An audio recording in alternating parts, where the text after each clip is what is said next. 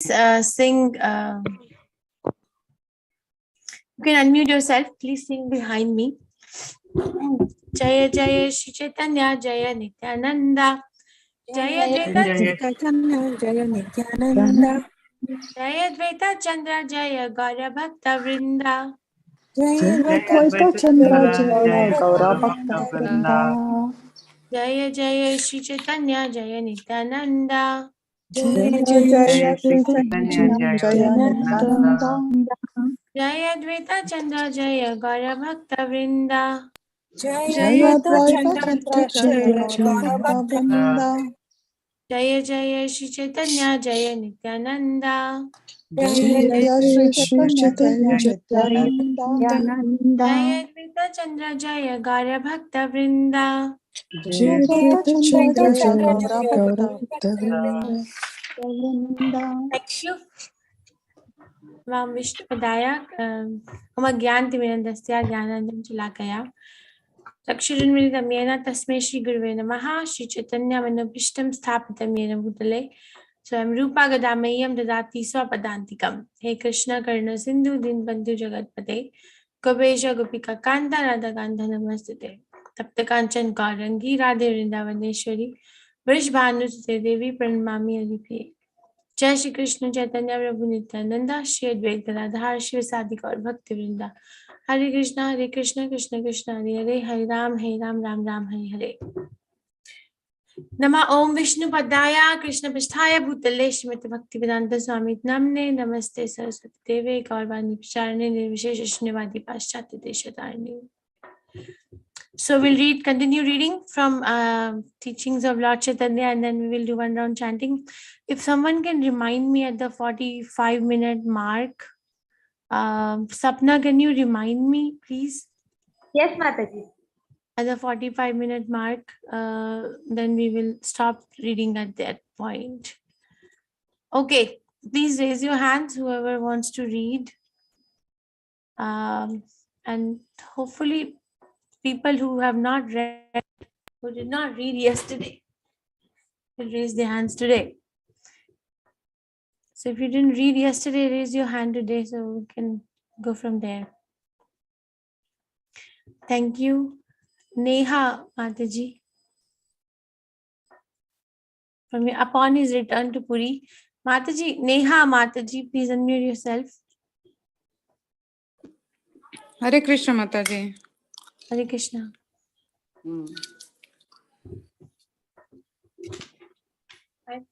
Hello. Mataji, please go ahead.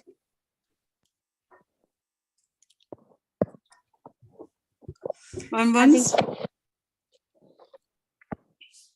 upon the return to the Puri, Raja Pratap Rudradev and several Pandita Brahmins joined the banners of Chaitanya Mahaprabhu. He was now 27 years of age. In his 28th year, he went to Bengal as far as Gauda in Malda. There he picked up the two great personage named Rupa and Sanatan. Though descended from the lines of the Carnatic Brahmins, these two brothers turned demi-Muslims by their continual contact with Hussain Shah, the then emperor of Gauda. Their names had been changed by their emperor into the Birs Khas and Sakara Malik. And their master loved them heartily, as they were both learned in Persian, Arabic, and Sanskrit, and were loyal servants of the state. The two gentlemen had found no way to come back as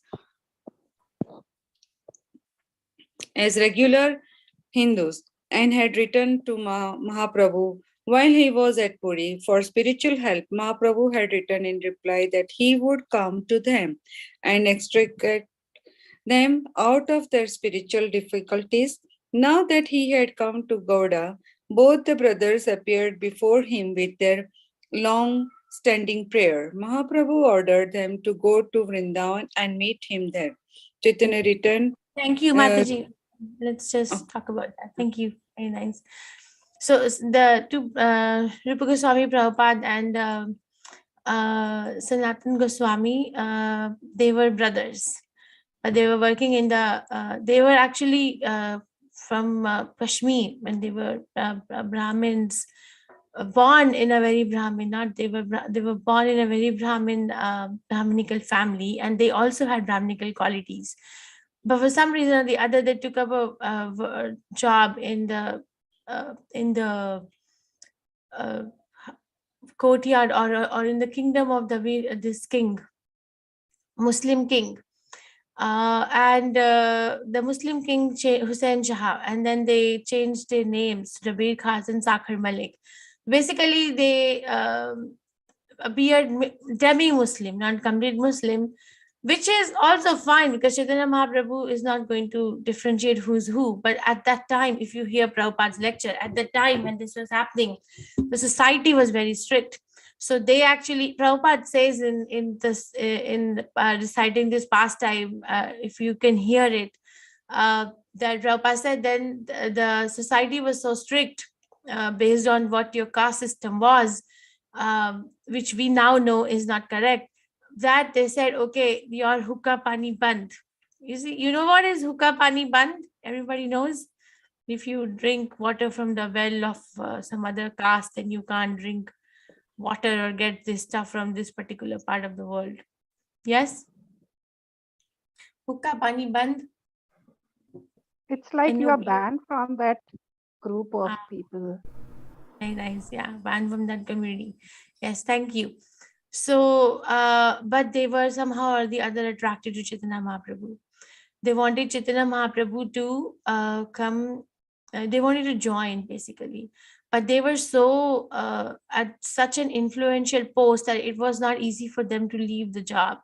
First, Rupa Goswami left, he retired. And then Sanatan Goswami wanted to leave, and the Hussain Shah said, then how am I going to run my kingdom if you both leave me? Basically, Hussain Shah put the Sanatan Goswami behind the bars, or Sakhar Malik behind the bars, that you cannot leave. And then he went on a war, and he told his prison keepers to keep a watch on him, not to go.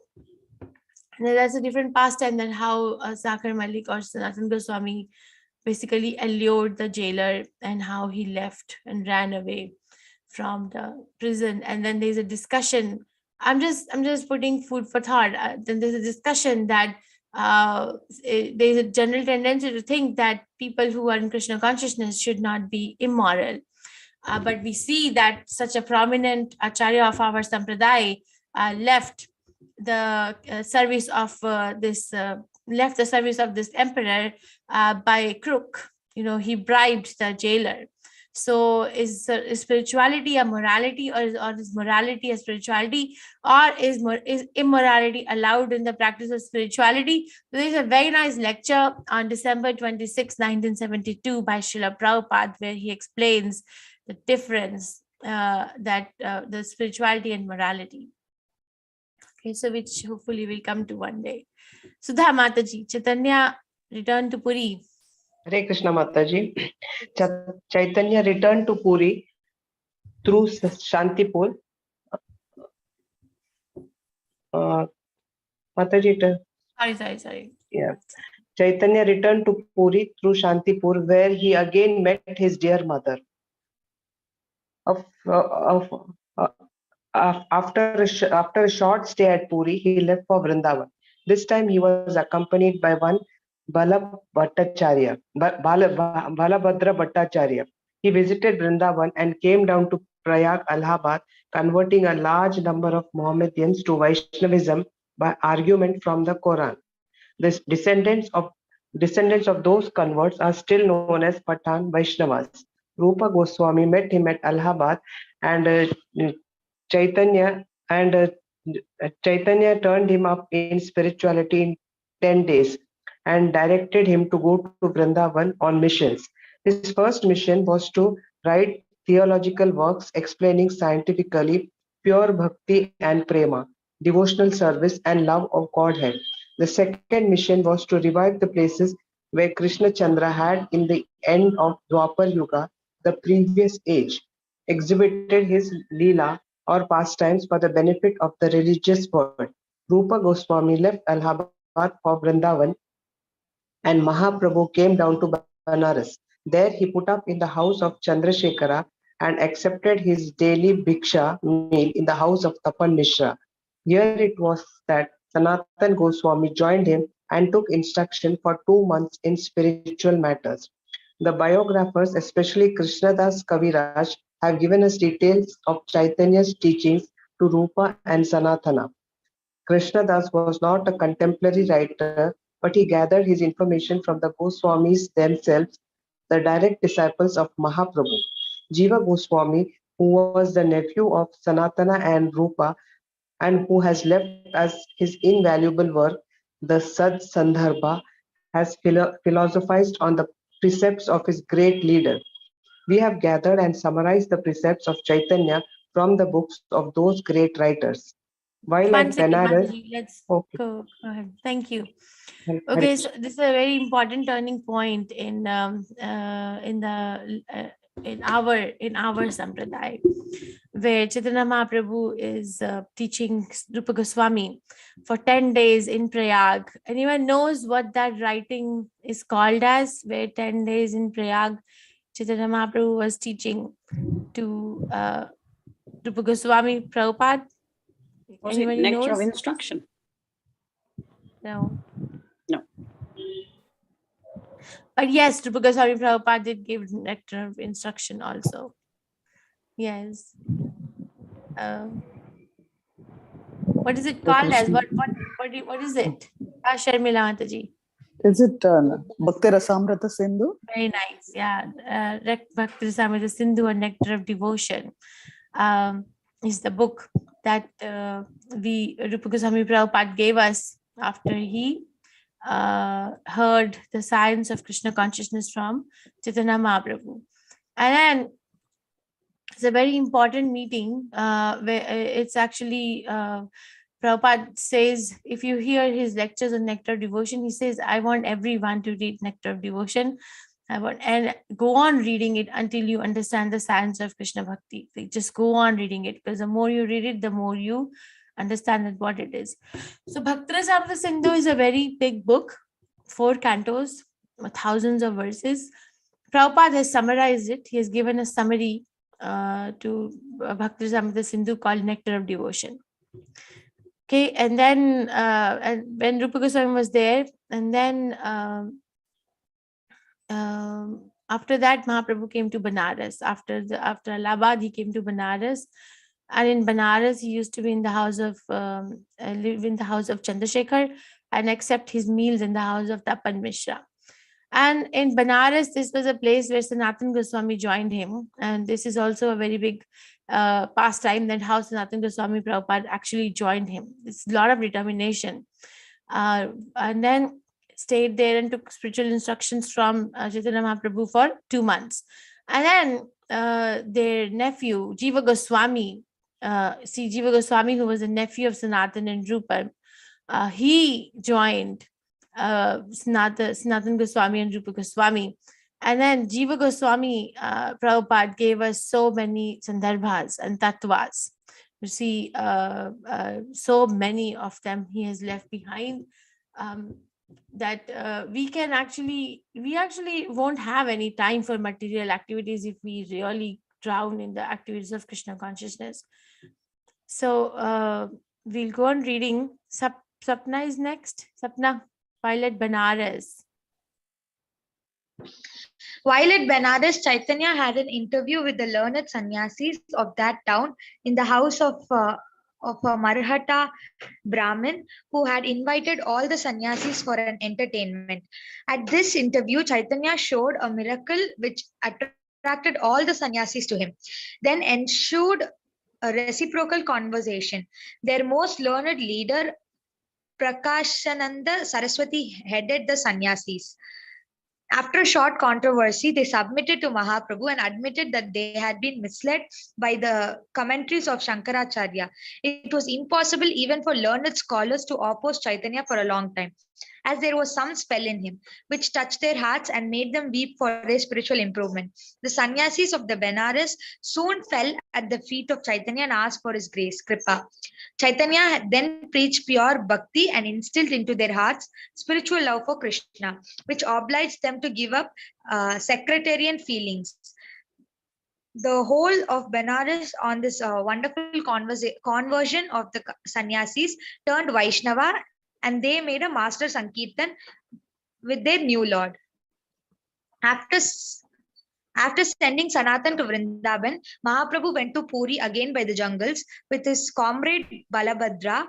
Balabhadra reported that Mahaprabhu had shown a good many miracles on his way to Puri, such as making tigers and elephants dance on hearing the name of Krishna.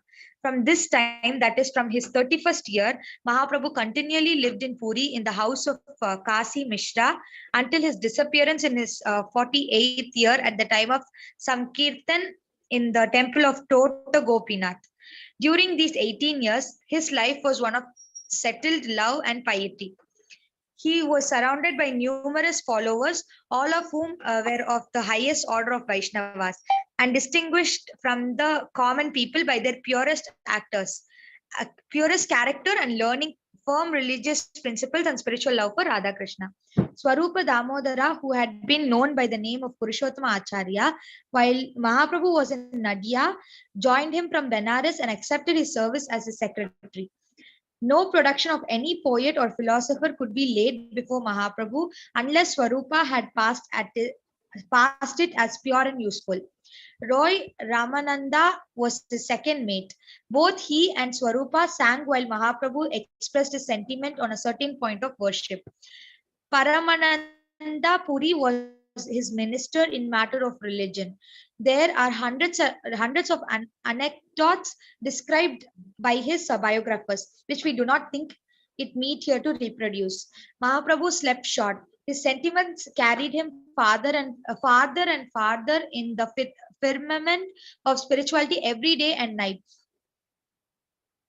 And all his admirers and followers watched him throughout. He worshipped, communicated with his missionaries at Vrindavan, and conversed with those religious men who newly came to visit him. He sang and danced, took care of himself, and oftentimes lost himself in religious beatitude.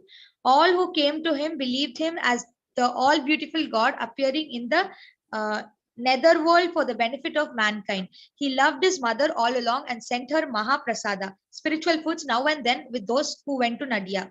He was most amiable in nature. Humility was personified in him. His sweet appearance gave cheer to all who came in contact with him. He appointed Prabhu Nityananda as the missionary in charge of Bengal. He dispatched 6 disciples, the Goswamis, to Vrindavan to preach love in the upcountry. He punished all of his disciples who deviated from a holy life. This he markedly did in case of Junior Haridas. He never lacked in giving proper instructions in life to those who solicited them. This will be seen in his teaching to Raghunath Das Goswami. His treatment of Haridas Senior shows how he loved spiritual men and how he defied caste distinction in the cause of spiritual brotherhood.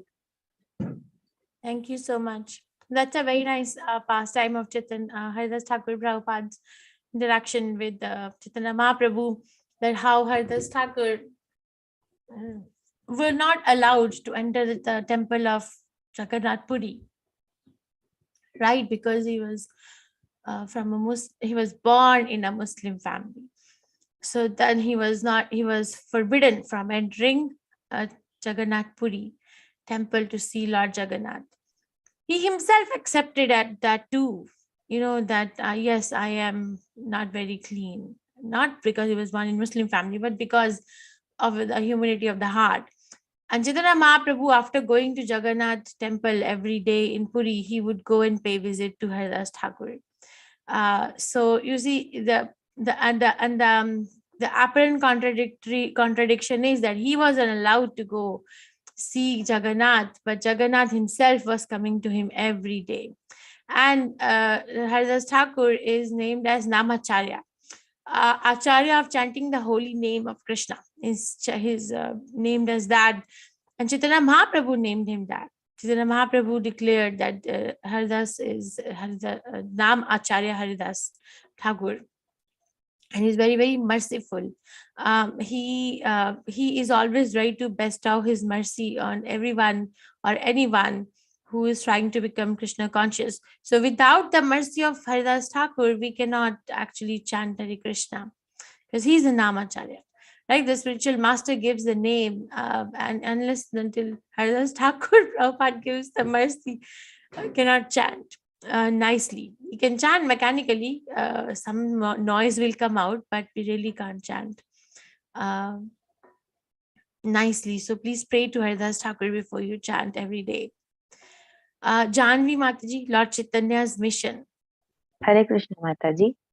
Hare Krishna. Lord Chaitanya's mission. Lord Chaitanya Mahaprabhu instructed his disciples to write books on the science of Krishna, a task which those who follow him have continued to carry out down to the present day. The elaborations and expositions on the philosophy taught by Lord Chaitanya are in fact the most voluminous, exacting, and consistent due to the unbreakable system of disciplic succession of any religious culture in the world. Yet, Lord Chaitanya, in his youth, widely renowned as a scholar himself, left us left us only 8 verses called Sikshastaka, in which his mission and precepts are revealed. Here, rendered by A.C. Bhaktivedanta Swami, are these 8 supremely valuable prayers. Thank you, Glory Mataji. 1 second. So the writing is, and anyone else who wants to read, please raise your hand. So keep your hand raised in Zoom, so we can continue to read. See, Chaitanya Mahaprabhu instructed that we should write.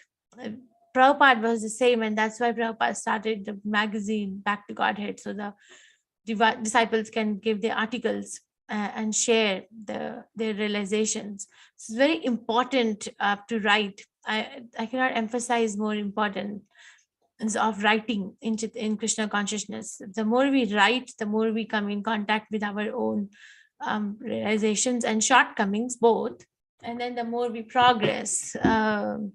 I myself don't do much writing, but that's one of my aims in Krishna consciousness, is to be able to write, not to become a very big publisher or author, but just for my own sake.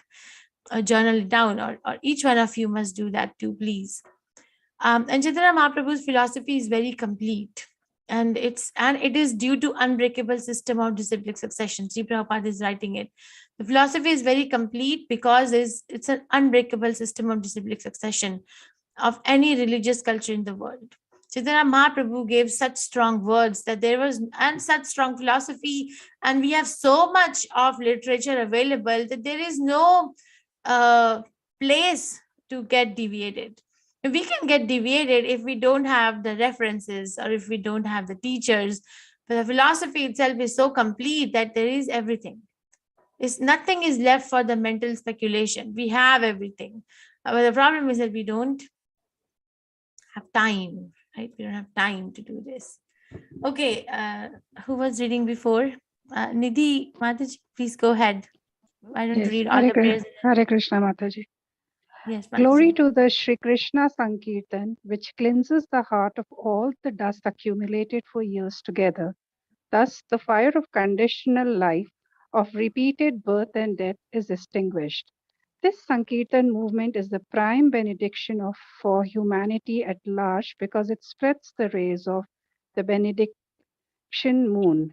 It is the life of all transcendental knowledge. It increases the ocean of transcendental bliss, and it helps to have a taste of the full nectar for which we are always anxious.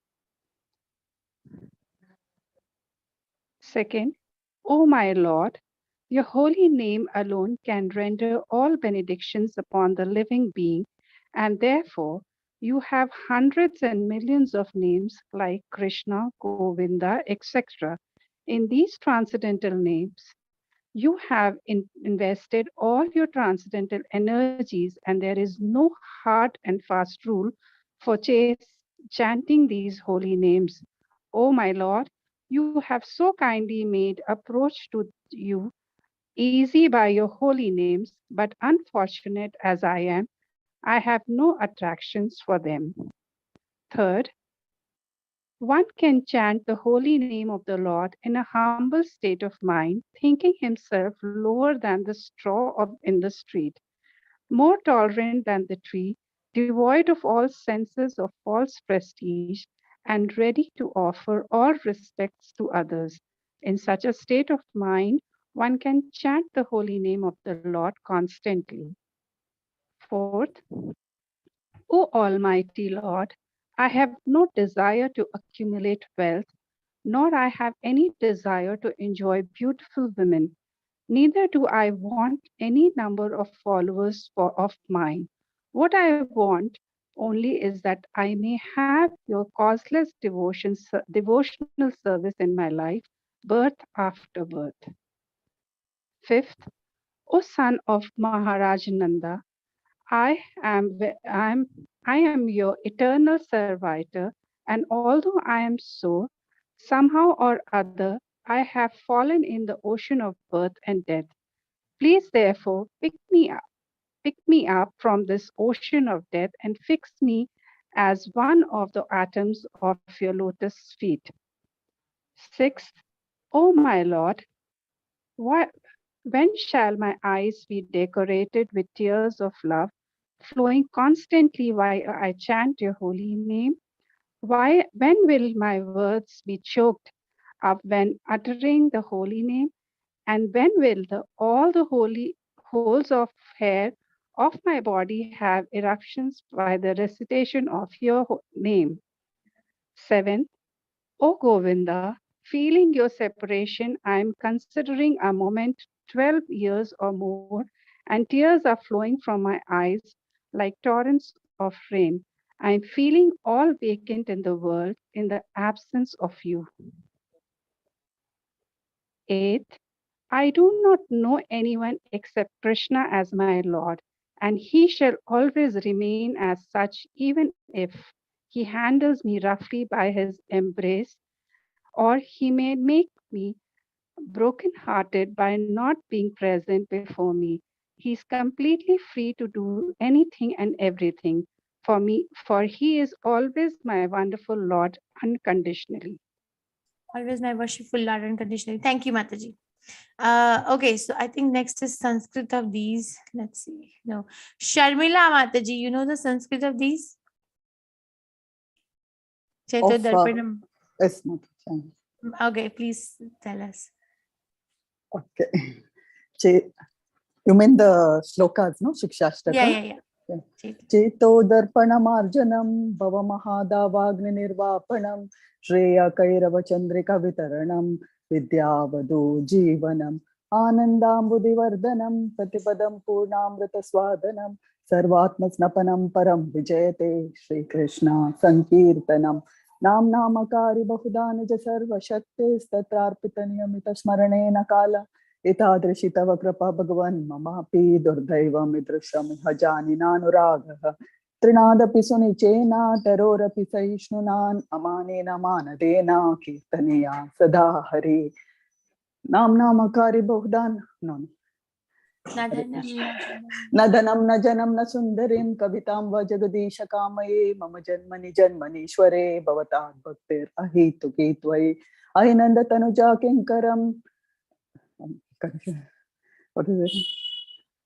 Ainandatanu kinkaram patitam mam vishame baham buddha krapaya tava pada pankaja stita dole sadrisham vichintaye nayanam galadashrudaraya vadanam gadgadaruddaya gira pulakair nichitam vapu kada tava nama grahane bhavishyati yugaitam nimishena chakshusha pravrishaitam shunyaitam jagat sarvam govinda virahe name ashlishya vapadaratam pinashtuma madarshanan marmahatam karotuva yata tatava vidadatu lampato matprana natastu saivana para Hare Krishna Krishna Krishna Hare Hare Hare Rama Rama Rama Hare Hare Hare Krishna. Thank you so much. So these are the prayers which we were doing last time, right? When we left reading, or when I left reading with all of you. So these prayers are very complete. These prayers are actually represents the complete science of Krishna consciousness. Everything, every single literature that's been given is there in these prayers. They're very detailed, and they're very complete in themselves, and no one in the entire creation can write like Chaitanya Mahaprabhu. The grammar is complete, and actually it's perfect. We wouldn't have read anything more perfect than these prayers. And it's very detailed, and also it represents so many things. These 8 prayers represents the 9 stages of bhakti. These 8 prayers also represent, each prayer is a couplet of Hare Krishna Mahamantra. So first prayer is like Hare Krishna, then second is like Hare Krishna, then Krishna Krishna, like that, and then Hare Hare, then Hare Rama, then Hare Rama, then Rama Rama, then Hare Hare, like that. So first they all represent like that.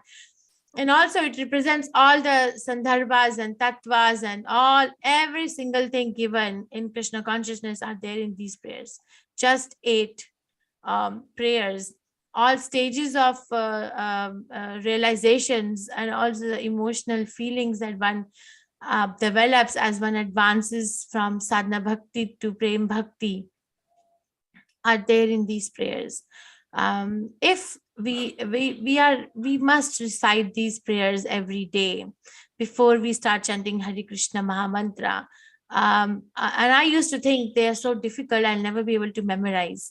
But every day, able to memorize, because they're so rhythmic. So please recite these prayers. We can share these prayers in Sanskrit also.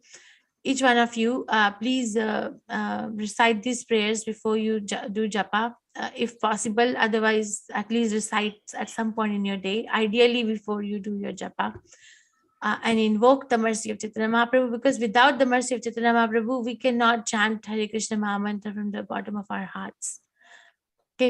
Okay, I think we were doing these prayers in detail when we left reading the last time. Okay, so now we start the first chapter. Dilip Chandrana Prabhu, please unmute. The first chapter, I'm just coming down. Part 1. So this is a meeting of Rupa Goswami and his younger brother Anupam Vallabha meeting Chaitanya Mahaprabhu at Prayag. So there were 3 brothers actually, Rupa Goswami, Sanatan Goswami, and Vallabha or Anupam. But he left his body. He passed away. That's why we don't hear much about them. But this was in Prayag where both the brothers met. Okay, chapter 1, teachings to Rupa Goswami. Okay, go ahead. Hare Krishna Mataji. Srila Rupa Goswami, the younger brother of Sanatan Goswami, went to Prayag, the modern Allahabad, with his younger brother Vallabha. And when they heard that Lord Sri Chaitanya Mahaprabhu was staying there, both of them became very much pleased. They went to see Lord Chaitanya and saw that the Lord was going to visit the temple of Bindu Madhava. While the Lord was going, chanting and dancing, thousands of people were following him, and some of them were crying, some were laughing, some were dancing, and some singing. Some of them were falling on the ground, offering obeisances to the Lord, and all of them were roaring with the holy name of Krishna, Krishna. Prayag is situated on the confluence of rivers Ganges and Yamuna, and it is said that in spite of its being at the junction of 2 rivers, Prayag remained without being overflooded until the appearance of Lord Chaitanya, when the city was overflooded by the tide of love of Krishna. The 2 brothers, Rupa Goswami and Vallabha, saw the great crowd and the wonderful scene, staying aloof in an uncrowded place. The Lord was dancing, raising his 2 hands and roaring the words, Hari Bol, Hari Bol. All the people assembled there were astonished, struck with the wonder at the Lord's activity, and it is very difficult to describe the actual situation. The Lord was acquainted with one Deccanist, certain Brahmana, and Lord came back to Brahmana's house to accept prasadam. While Lord Chaitanya was sitting at the house of this Deccanist Brahmana, the two brothers, Rupa Goswami and Vallabha, arrived there. From a distant place, they fell down on the ground to offer obeisances and were chanting many Sanskrit verses from scriptures. The Lord saw Rupa Goswami in front of him, thus offering obeisances. He was very much pleased and asked him, "My dear Rupa, please get up." The Lord informed Rupa Goswami about the causeless mercy of Krishna on him, because Krishna had delivered him from the materialistic way of life, which is based simply on pound, shilling, pence.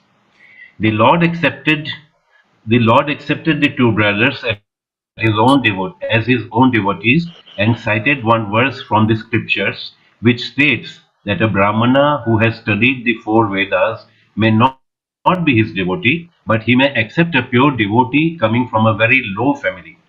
The Lord then embraced the two brothers, and by his causeless mercy, he touched his lotus feet on their heads.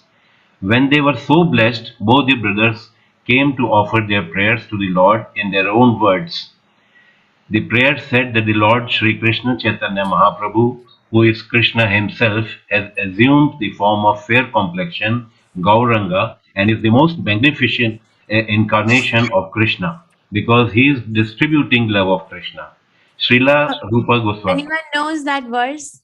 You can continue reading, Prabhu, 1 second, but anyone knows this verse? The prayers that the Lord Sri Krishna Chaitanya Mahaprabhu, who's Krishna himself, has assumed the form of fair complexion, Gauranga, and who's most magnificent incarnation of Krishna, because he's distributing love of Krishna. No other incarnation did that. Yes. Anyone knows the prayer? Yes. What is it? Krishna Namo Mahavadanyaya Krishna Prema Pradayate Krishnaya Krishna Chaitanya Namne Gaura Kishe Namaha. Very nice. Thank you. Who other, right? Then you, so Namo Mahavadanyaya Krishna Prem Padayate Krishnaya Krishna Chaitanya Namne Gaura Kishe Namaha. Okay, Prabhu, please finish this paragraph. Srila Rupa Goswami.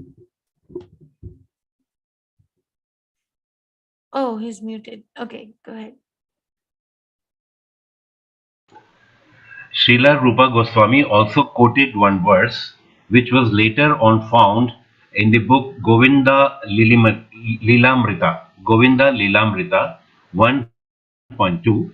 This verse says as follows: "Let me be surrendered onto the lotus feet of Sri Krishna Chaitanya Mahaprabhu, who is the greatest, most merciful personality of Godhead, and who delivers those merged in ignorance and offers them the highest gift of love of Krishna, and thus makes them mad after Krishna consciousness." After this incident, the Lord was invited by Vallabha Bhatta to the other side of the Ganges, and he went there. But wherever he used to go, Rupa Goswami would follow him and was staying with him. The Lord felt inconvenience in crowded places, and therefore he asked Rupa Goswami to accompany him to the bank of the Ganges, known as Dashwamedha Ghata. And for 10 days, he instructed Rupa Goswami about the truth of Krishna, the principles of devotional service, and the transcendental mellows.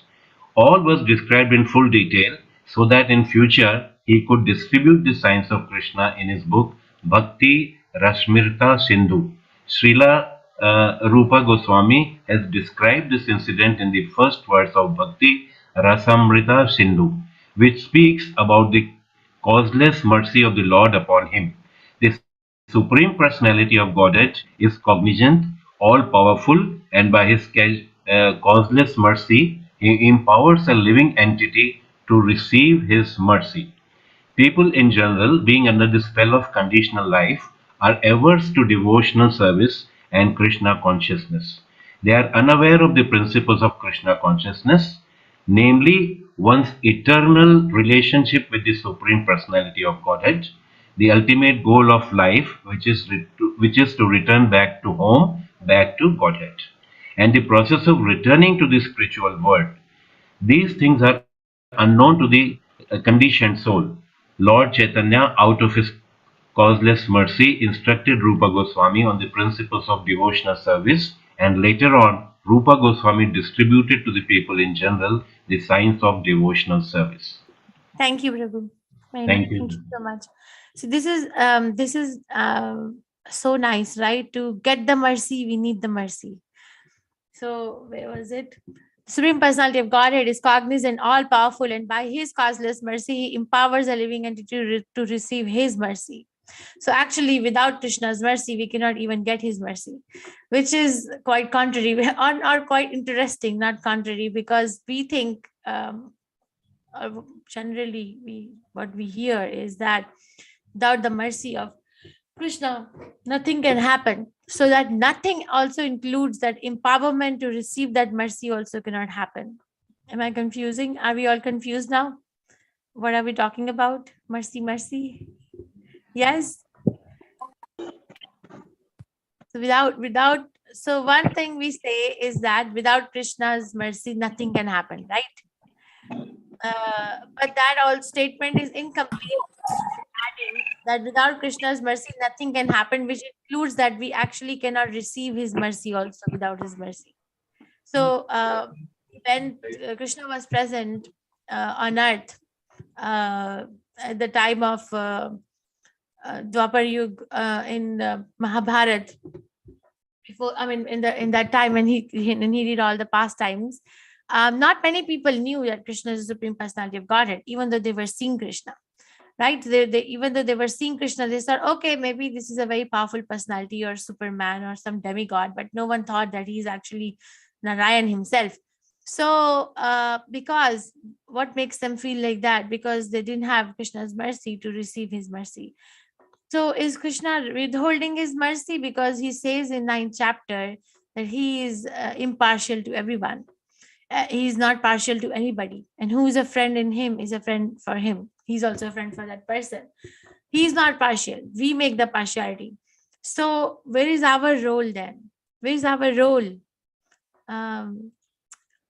We will read one more paragraph of this book, but if this chapter, but can you please tell me then where is our role? Because over here it looks like Krishna is the one doing everything. He gives the mercy and He also empowers a living entity to receive that mercy.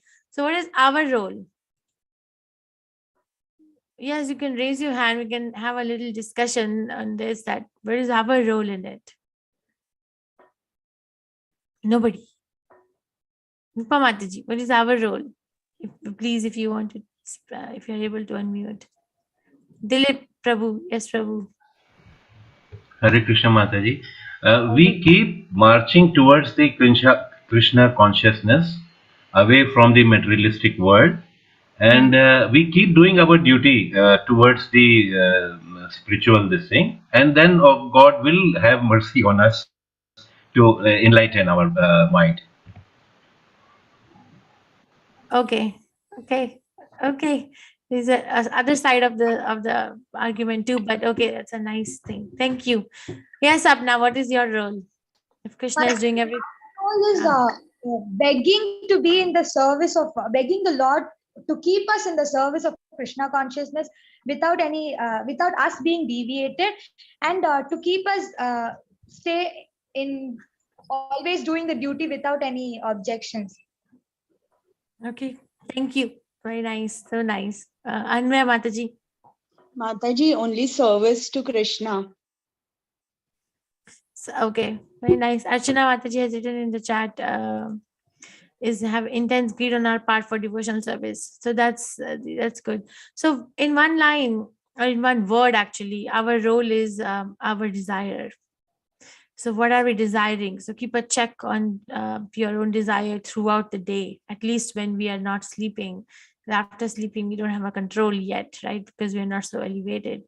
But elevated devotees are not like that. They are always in control of what they think. They're subtle.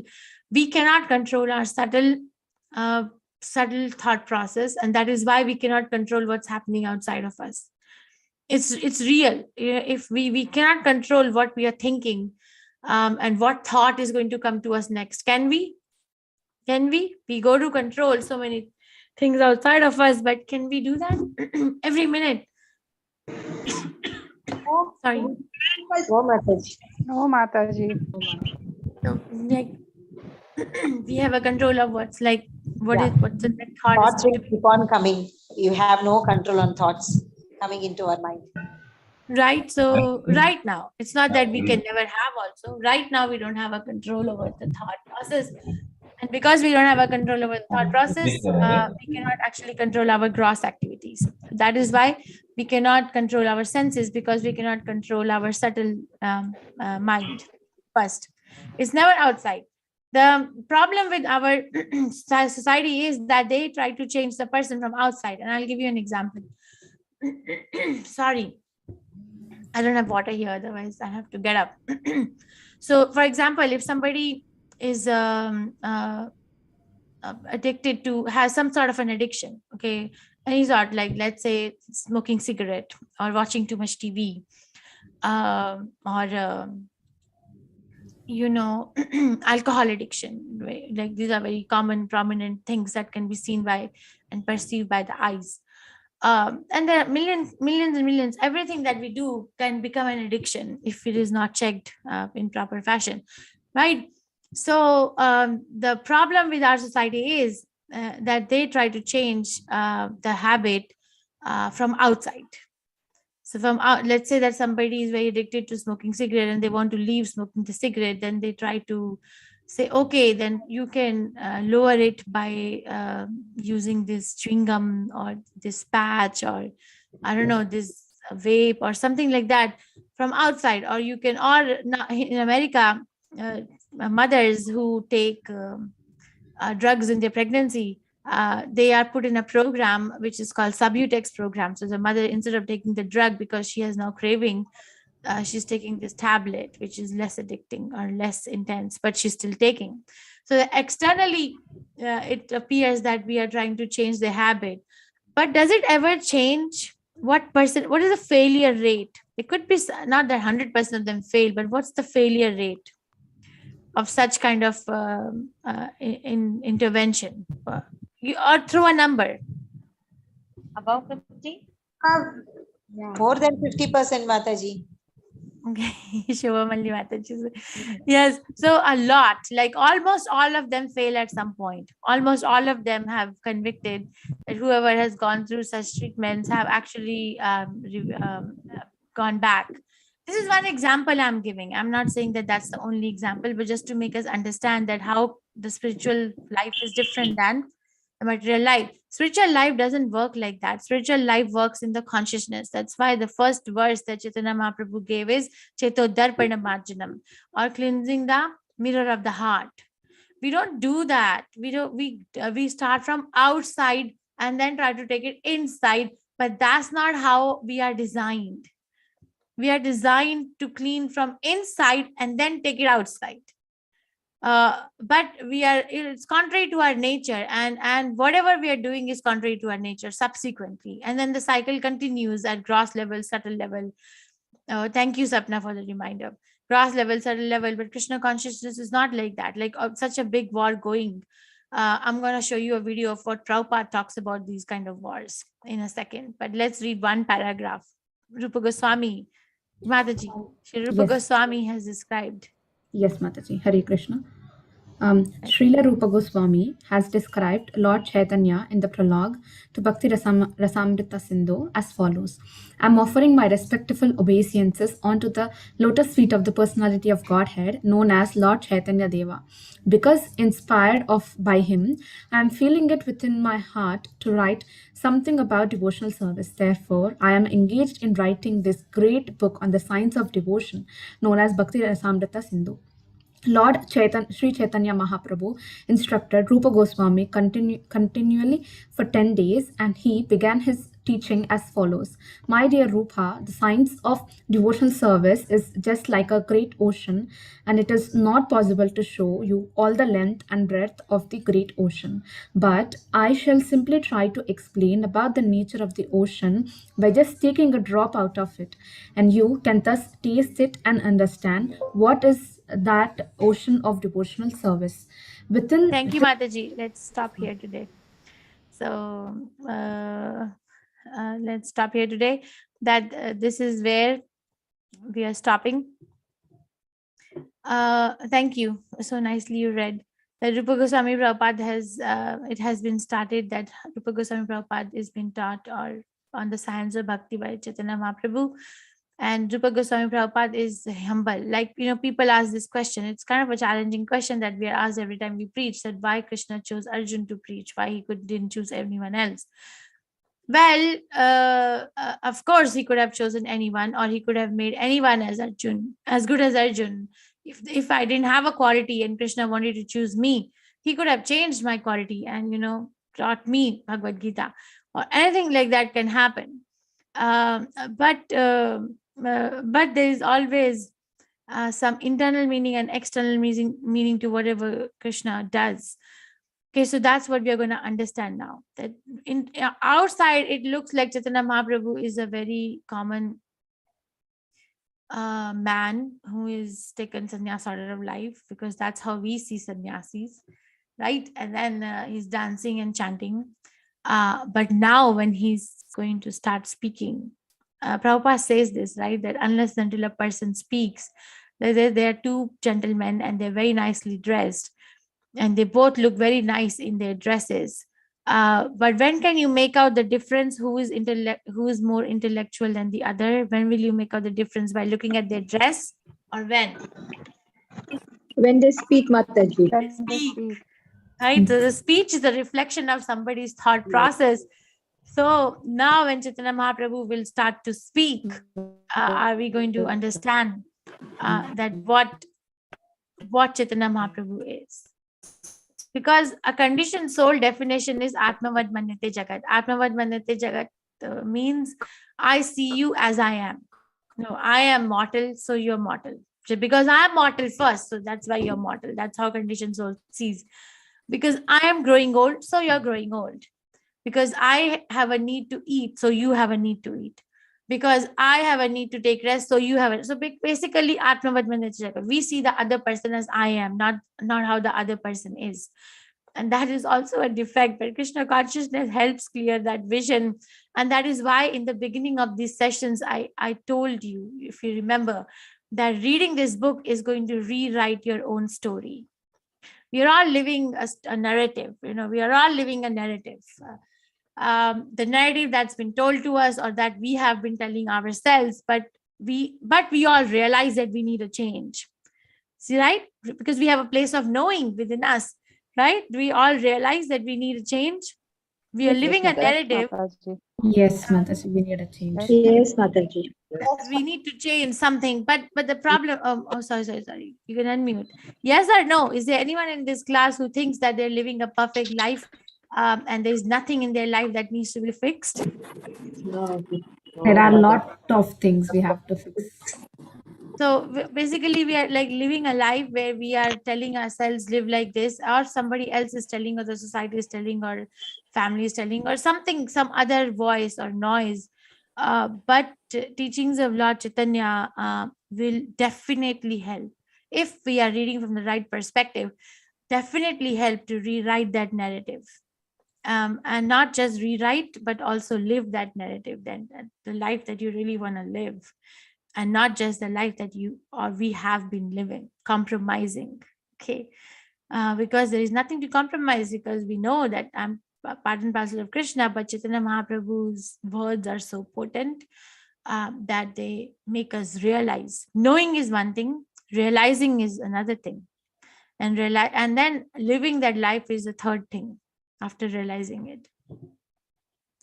Okay, so we finished Bhaktivinoda Thakur Prabhupada's essay on Chaitanya Mahaprabhu's character, and then we read the Sikshashtakam prayers, and then we started the first chapter, which is teaching to Rupa Goswami. We read that how Rupa Goswami and his younger brother Vallabha came to meet Chaitanya Mahaprabhu in Prayag.